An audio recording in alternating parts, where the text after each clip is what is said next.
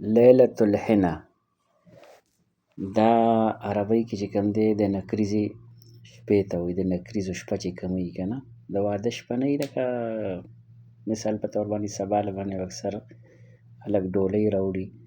دغه شپې ته اکثر خلک پښتو کې د نکریزو شپه وایي. لیلة الحنه، مهندی کی رات، مهندی کی رات. لیلة الحنه، لیل شپې ته وایي. لیل شپې ته وایي، خو لیله چې کوم دی دا بیا شپه. او حنه مهندي ته وایي. حنه نکریزې ته وایي. په عربۍ کې حنه چې دی دا نکریزې ته وایي.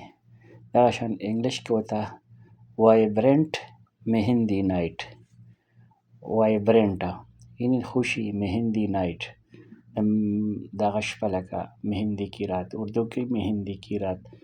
اوس په دې عرب ملکونو کې زیات کر په خاص کر په دې سعودي عرب کې یو ټکی زیات د سعودیان استعمالوي عرب زبان والا، عزومه، عزومه یا عزومه. خو زیات چې کوم دی عزومه وایي. عزومه، دا عزومه ټکی چې کوم دی دا دوی دعوت ته وایي. دعوت، عزومه دعوت. انګلیش کې ورته انویټیشن وایي.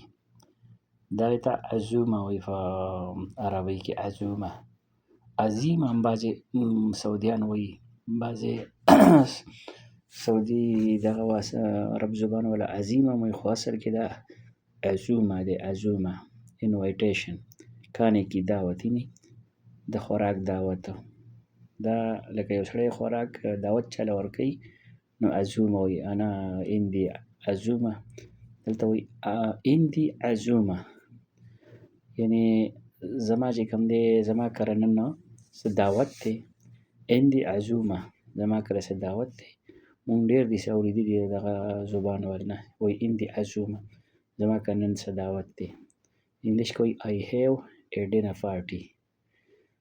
اصل کې دا ډینر چې کوم دی دا رات کی کھانا ته هم وایي. رات کی کھانا، د شپې چې کومه کھانا هغې ته ډینر وایي. ډینر.